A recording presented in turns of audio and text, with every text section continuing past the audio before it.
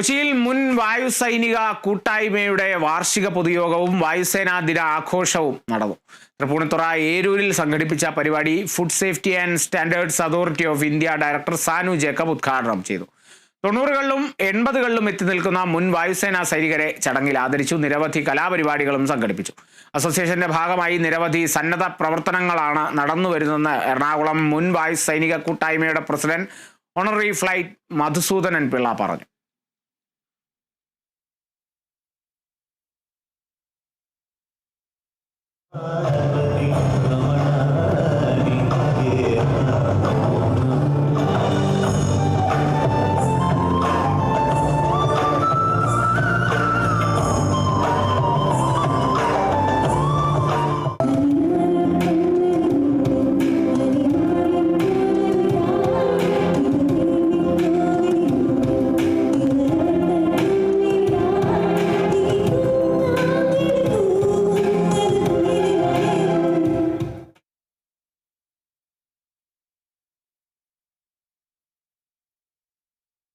എല്ലാ വർഷവും നടക്കുന്നതാണ്. ഈ വർഷം 90ാമത്തെ ആനിവേഴ്സറി. പിന്നെ എയർഫോഴ്സ് അസോസിയേഷൻ എറണാകുളത്തിൻ്റെ ജനറൽ ബോഡി മീറ്റിംഗ് കൂടെ ആയിരുന്നു.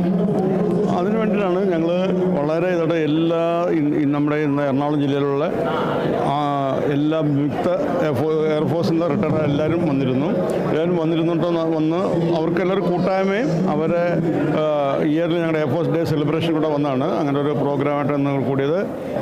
നമ്മുടെ എറണാകുളത്ത് റിട്ടയർഡ് എയർഫോഴ്സ് ആൾക്കാരുടെ ഉന്നമനത്തിനും അവരുടെ സൗഖ്യത്തിനും വേണ്ടി നമ്മൾ ഈ അസോസിയേഷൻ രൂപീകരിച്ചത്. അത് കഴിഞ്ഞ 6-7 വർഷക്കാലം അഭൂതപൂർവമായ വളർച്ചയാണ് നമ്മുടെ ഈ അസോസിയേഷൻ ഉണ്ടായത്. നമ്മുടെ അസോസിയേഷൻ നേരിട്ട് ഏറ്റെടുത്ത ഒരുപാട് സന്നദ്ധ പ്രവർത്തനങ്ങളുണ്ട്.